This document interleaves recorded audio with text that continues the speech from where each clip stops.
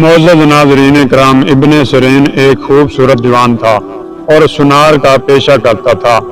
ایک روز شہر کے دولت مند خاتون میں سے ایک عورت نے اپنی کنیز کے ساتھ ان کی دکان پر آئی اور کہا کہ میرے پاس کچھ جواہرات ہیں جنہیں میں فروخت کرنا چاہتی ہوں، میرے گھر پر چل کر انہیں دیکھ لو۔ ابن سیرین اس کے ساتھ چلے گیا۔ جب یہ لوگ اس کے گھر کے اندر پہنچے تو عورت نے اپنی کنیز سے کہا کہ وہ دروازہ بند کر کے تالا لگا دے۔ پھر ابن سیرین سے کہا کہ میں نے تو تمہیں فریب دیا ہے، میں تمہاری عاشق ہوں، یہ باتیں تو تمہیں قابو میں لانے کے لیے ایک بہانہ تھی۔ اس موقع پر اس مرد نے صبر کیا اور غور کرنے لگا کہ کون سی تدبیر اختیار کرے کہ اس حادثہ سے نجات ملے۔ چنانچہ خدا نے بھی ان کی مدد فرمائی۔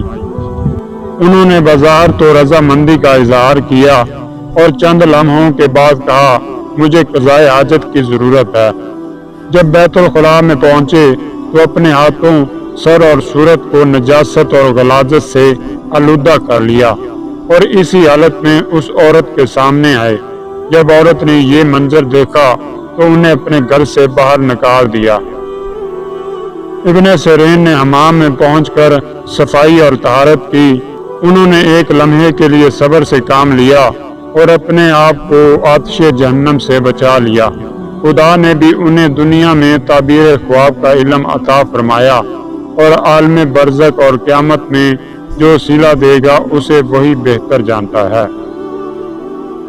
اور دوستو، اس کے ساتھ ساتھ جہاز ایک تعلیم یافتہ اور عالم انسان تھا، جبکہ ابن سیرین ایک عام آدمی تھا۔ اور جہاز بدصورت اور سیاہ فام تھا، چہرے پر چیچک کے داغ تھے، ناک بڑی اور ہونٹ موٹے تھے۔ اور ایک روز ایک گلی سے گزر رہا تھا، دیکھا کہ ایک حسین و جمیل عورت نے انہیں اشارہ کیا۔ یہ اس کے پیچھے چل پڑا اور خیال کیا کہ وہ ان پر مائل ہو گئی ہے۔ وہ عورت بھی چند قدم چل کے پیچھے مڑتی تھی اور ناز و انداز کا مظاہرہ کرتی تھی، یہاں تک کہ انہیں ایک سنار کی دکان تک لے آئی۔ سنار سے کوئی بات کہی اور اس کے بعد جہاز سے کہا کہ تم یہیں ٹھہرو، میں ابھی آتی ہوں۔ جہاز ایک مدت تک وہاں منتظر رہے لیکن وہ نہیں آئی، تو جہاز نے سنار سے کہا کہ وہ عورت کہاں چلی گئی اور کس لیے اتنی دیر کی۔ سنار نے کہا اس نے تمہیں ایک دوسری چیز کے لیے بلایا تھا، چند لمحوں پہلے میرے پاس آئی تھی اور ایک نقش بنوانا چاہتی تھی۔ اس کی خواہش تھی کہ میں اس کے لیے شیطان کی شکل بنا دوں۔ میں نے اس سے کہا کہ میں نے شیطان کو دیکھا ہی نہیں ہے تو اس کی شکل کیسے بناؤں؟ اس نے کہا میں اس کی تدبیر نکالتی ہوں۔